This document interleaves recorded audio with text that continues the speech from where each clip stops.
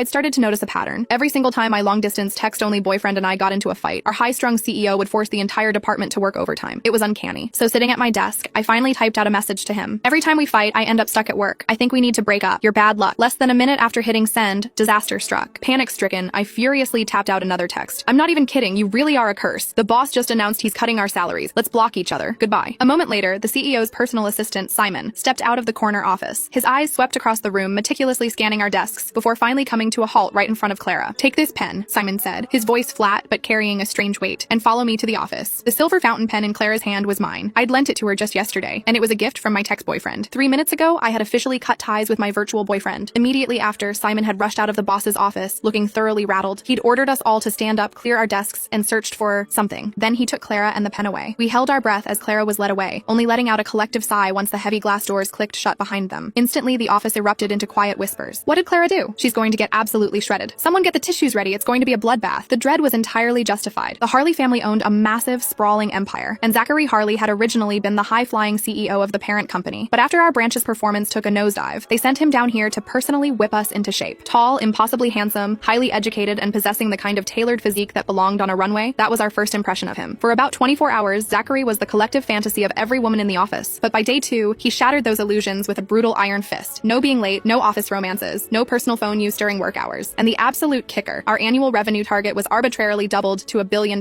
For context, we had barely scraped 500 million the year before. He was ruthless, treating performance metrics like a matter of life and death, moving through the office like a flawlessly programmed, unfeeling machine. People went into his office with forced smiles and came out in tears. If you did well, he expected better. If you fell short, he tore you to shreds without a second thought. He was our resident Grim Reaper. Under the crushing weight of this daily anxiety, I had turned to a coping mechanism, a secret online relationship. It had started as a complete accident. My cousin had gotten a new number, and when I went to add him on WhatsApp, I mistyped a digit. Surprisingly, the stranger on the other end accepted my request anyway. Assuming it was my cousin, I immediately fired off a barrage of random texts. The only response I got was a single question mark. Pissed off, I snapped back. What is your problem? Want to fight? Keep it up and see what happens. The stranger replied with another silent. A prickle of unease set in. I tapped on his profile picture and scrolled down. It was completely blank. No status updates, no photos, nothing like my cousin, who posted every single detail of his mundane life. My stomach sank. Oh God. Cringing, I typed, I am so incredibly sorry. Wrong number. Can I buy you a coffee to make up for it? I sent him a quick Venmo of $5. He immediately sent back 50. Intriguing. I decided I liked him already. After a few more exchanges, I realized there was something uniquely captivating about him. Despite never having met, we fit together with an ease that felt almost predestined. We didn't share names, photos, or occupations. We were looking for a connection of the mind, a sanctuary from our real lives. Eventually, we drifted into a relationship.